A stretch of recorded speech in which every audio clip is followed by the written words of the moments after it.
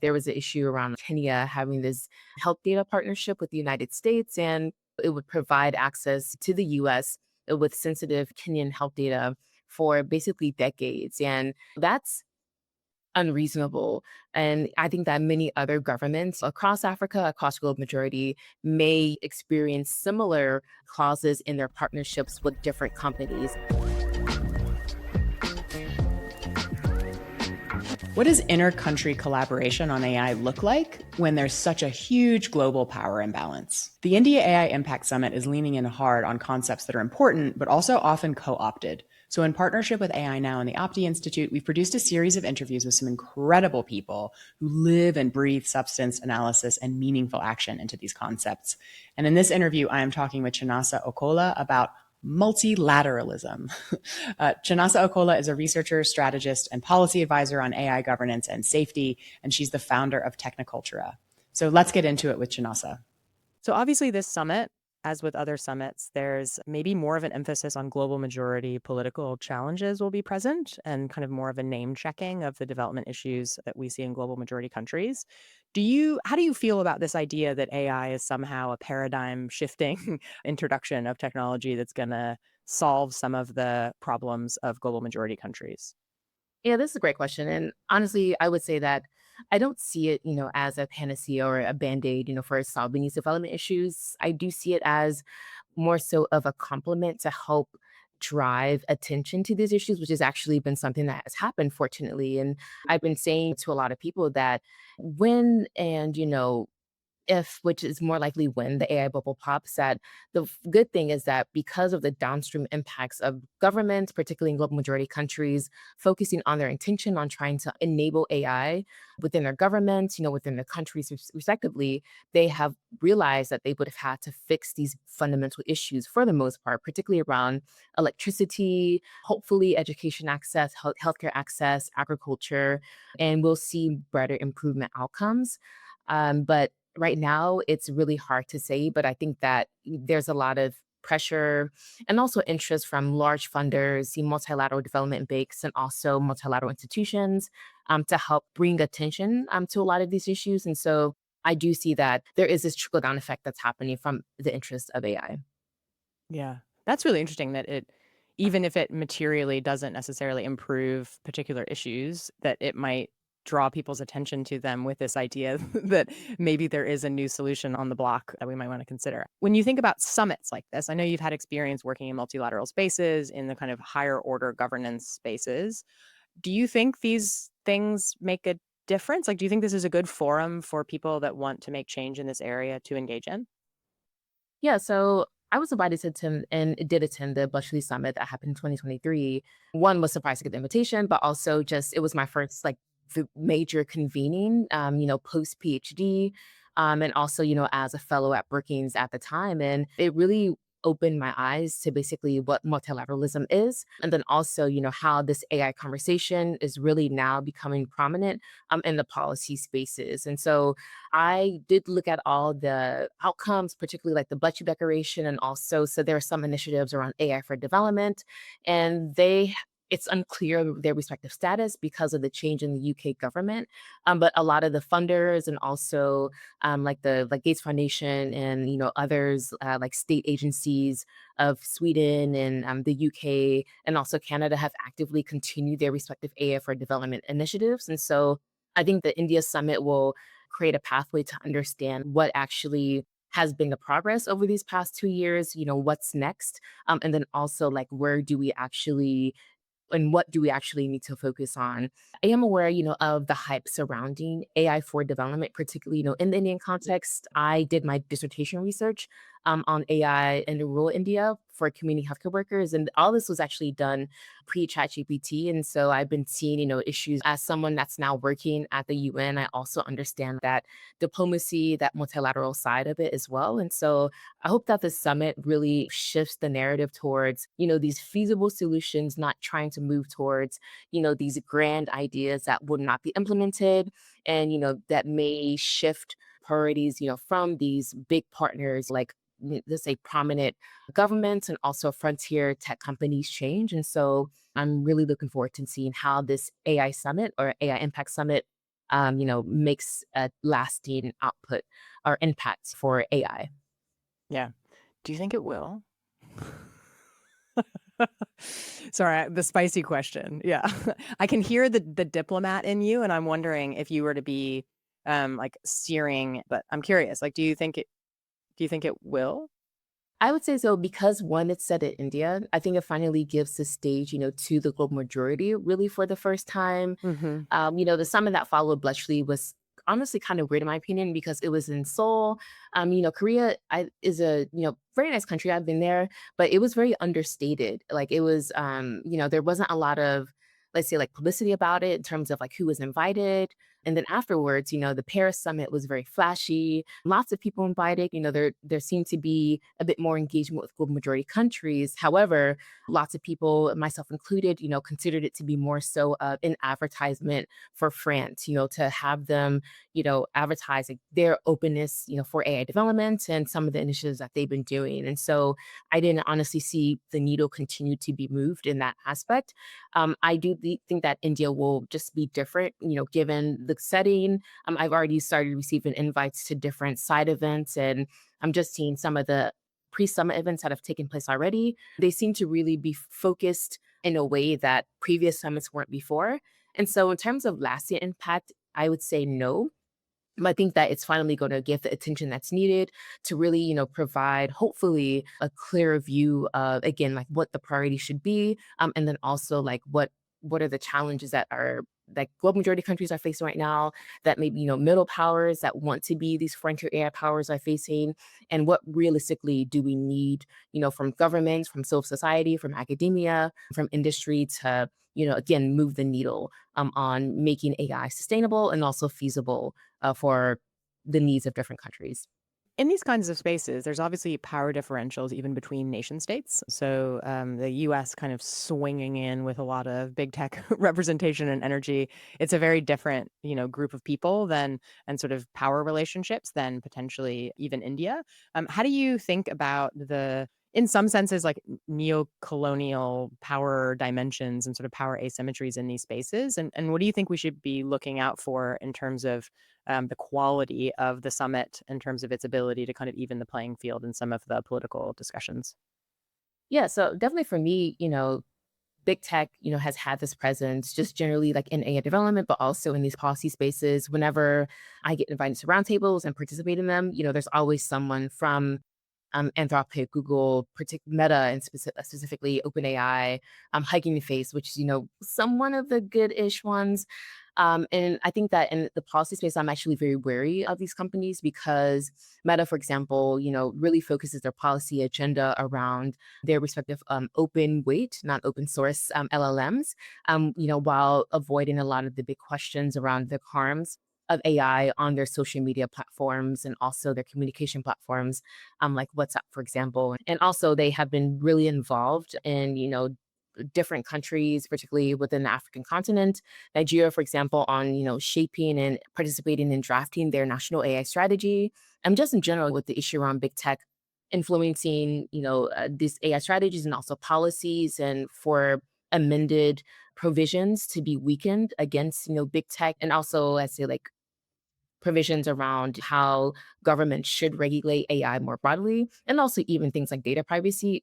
This increases my concern about the influence that they will have in India, and also within or across other global majority countries. One, just because these companies come in, and they do provide some economic value when it comes to bringing jobs to the countries. India has a very big presence of big tech companies and also local big tech companies.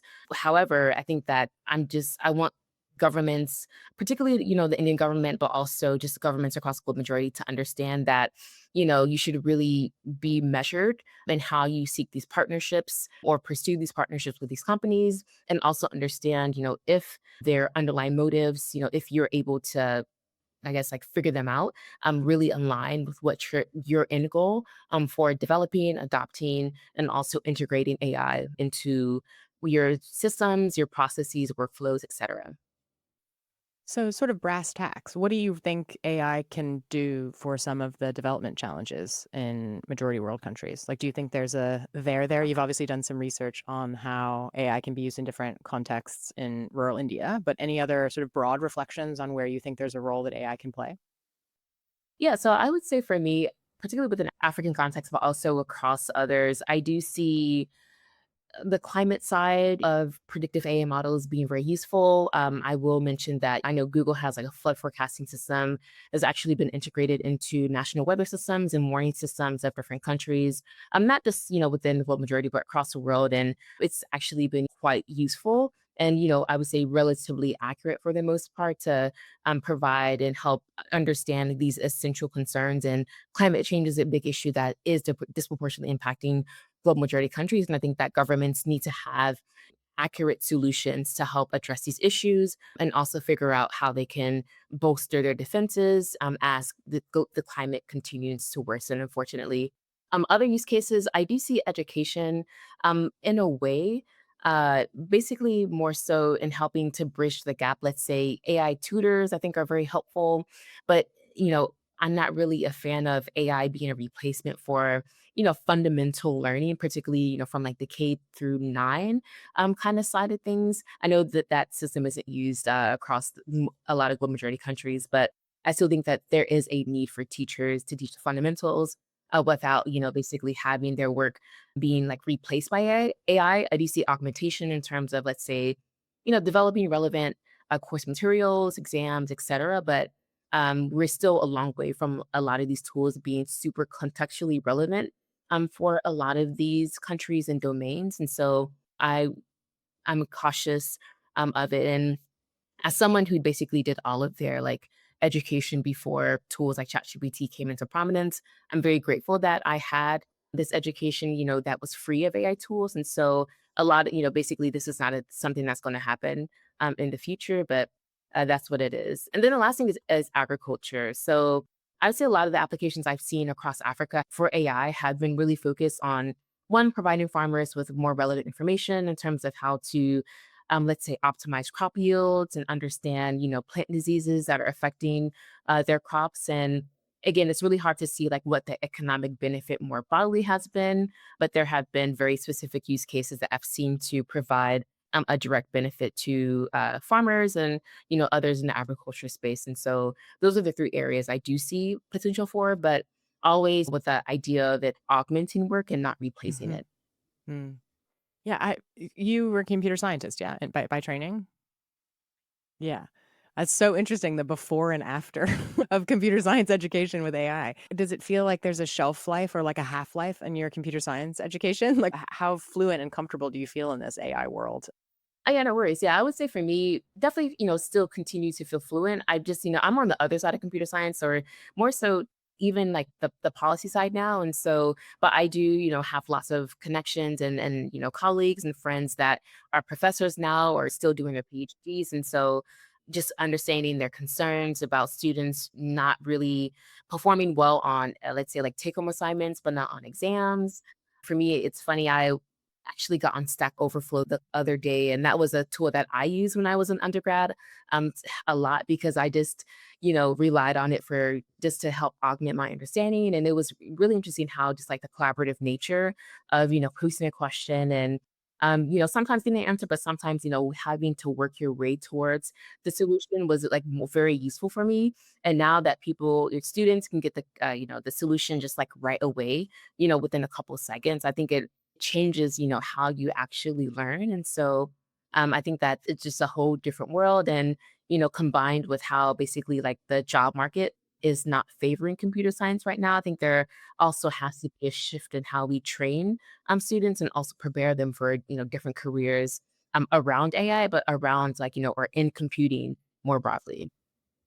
How do you think about computer science education as it relates to meaningfully structuring problems that technology can actually solve? Because I feel like one of the things we're kind of touching at is that technical solutions happen in context when they actually are applied to real world problems.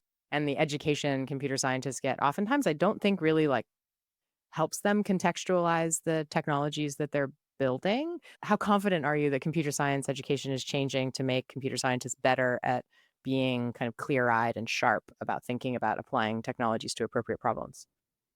Yeah, I feel like it's slowly shifting to that. When I was in my senior year of undergrad, I went to liberal arts college, Pomona College in Claremont, California. And I was fortunate, basically, I like to say, like, I took all the ologies. And so, like, psychology, sociology, anthropology, and others. And so I took a human computer interaction class my senior year. That was actually the first time it was offered at my college. And so it really provided me with a different way of thinking about computer science and also even just like my interactions with everything in my daily life. And that honestly influenced the kind of research that I pursued when I was in grad school at Cornell. And I think that if I didn't take that course, it really would have shifted the kind of work I was doing. And I was really interested in like computational biology, computational neuroscience, and had done work at a couple of like university hospitals and research labs and on that topic. But it really opened me up to a new way of thinking. And also, when I was in grad school, I was one of the rare computer scientists to do like ethnography and field work. I traveled to India and I was in the field, with the ASHAs, the community healthcare workers, just really trying to understand like how they perceive AI and then also like how useful, methods like AI explainability are in their respective work. And if I didn't have the opportunity to really, get in the field and do that face to face, even though there was a language barrier, I feel like again, it really had a strong impact on my work. And that's not, an opportunity that a lot of computer science students get, whether they're in undergrad or in grad school. And so I think that curriculum of, universities really has to change and, focus on the ethics, on the societal impacts, on the socio-technical side of AI, of computer science, to really bring students or give students like this full circle idea of the impact that they could have, as an engineer in industry or, any other domain they choose to pursue. That's super interesting. I'm glad to hear you think it's getting better. Yeah, sort of final question. Do you have any sort of general recommendations when you think about, let's say I'm a government official who is at the summit. I'm from a global majority country. I'm really passionate about potentially applying technology solutions to certain problems that are endemic in the country I'm responsible for improving and governing. What types of recommendations or how would you encourage them to approach matching technology appropriately with the kinds of problems they're trying to solve? Yeah, definitely. And so, first thing I always recommend is that governments need to, and also particularly those in global majority countries, really need to understand, like, one, how AI solutions are already being used, developed, adopted in the respective countries, and also figure out what are the issues. For example, there are like these AI incident databases. A lot of times they're not really useful to my work personally because they don't provide a lot of context, on issues outside of like, the US, the UK, across the EU and other, let's say, like Western countries, quote unquote. And so really, finding ways to collaborate with civil society, academia, to do this kind of landscape mapping to really understand like, is AI helping these issues or problems or just creating more?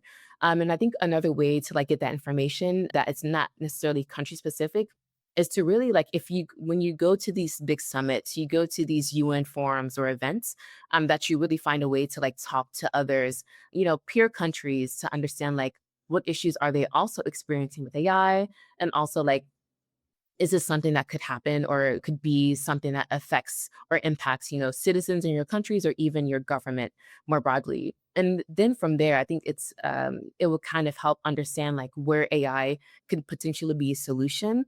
And then figure out like in these conversations that if these countries, your peer countries have taken, approaches, let's say like they're focusing on small language models versus, trying to develop this large national LLM that's been sponsored by like OpenAI, for example, what has been the value in that approach? What, let's say, what benefit did it bring to the government? Has it enabled you to streamline social services distribution?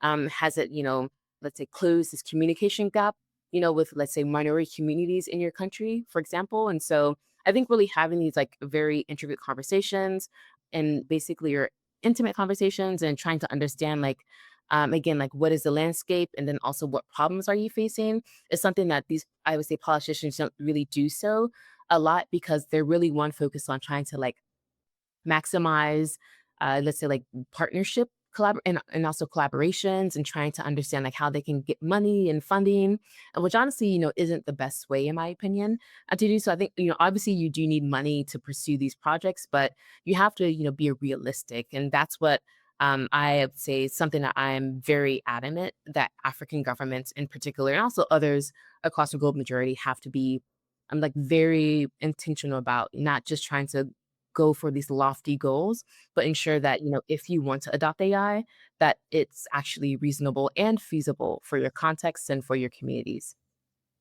Yeah, and any thoughts on the viability of corporate partnerships when trying to deliver on development goals? So thinking about, use the example of OpenAI, who might be able to provide some type of general purpose model, and there's an interest from those companies to be seen as allies in building stacks for countries around the world. So any reflections on, again, sort of thinking from the perspective of someone working within a government who's thinking, how might I apply these technologies in contexts that I'm trying to make improvements? What do you think they should be considering when they consider approaching or partnering with private sector companies that may be from other countries? Yeah, I would say first is what are the long-term costs and not just the financial ones. Companies may approach global majority governments with, let's say reduced costs for the first couple years. And then, as the model itself and also the usage of it scales, it actually may become unsustainable for countries to afford in the long run. And, they have wasted, all this money on this AI system that they can even run or use anymore when it could have been diverted or directed towards actually, pressing social problems. And so that's something I think that governments really have to employ researchers and just, even government analysts to figure out, uh, what that kind of issue may look like, in the long run, and then also really understand like what the agreements need. And so I would say, for example, like there was an issue around like Kenya having this health data partnership with the United States, and it would provide access, to the U.S. with sensitive Kenyan health data for basically decades. And that's unreasonable. And I think that many other governments, across Africa, across global majority, may, I would say, experience similar, being like, I would say, clauses in their partnerships with different companies. And again, because, a lot of these companies are finally coming around to the global majority because, they're running out or they don't necessarily have enough data on the context. So because, these companies are finally seeing global majority, as a new market for them, to one, increase their revenues, but also provide new avenues of data to train and refine their models to become more culturally and contextually relevant. I mean, they will maybe introduce these clauses that provide them with data access to sensitive data or just general usage data about consumers that governments may not be aware of because they don't necessarily have the technical capabilities or expertise in their governments. And so this is something I really want governments pursuing these partnerships to be aware of. That's great. That's also really good advice. It also, I can imagine there being a honeymoon phase where the costs are low and the data extraction is high, and then the products sold after that period get more expensive because they don't actually need the underlying data and they can contextualize things in locally specific ways. Yeah, cool. Okay. This was great, Chinasa. Thank you so much. No worries. Yeah, I appreciate y'all reaching out to me. And I've been seeing a lot of your work, Alex, and the Mozilla, and also you ran a couple other events too. So yeah, I'm very happy to be This on is, the show. yeah, Yeah. it's really nice to see you. Thanks again to Chinasa for joining me for this conversation. And as a reminder, this episode is part of a series we're doing in partnership with AI Now and the Aapti Institute called Reframing Impact AI Summit 2026. We've got interviews with some incredible guests, and you can find the full series on our channel. So do check that out. And thanks so much for joining.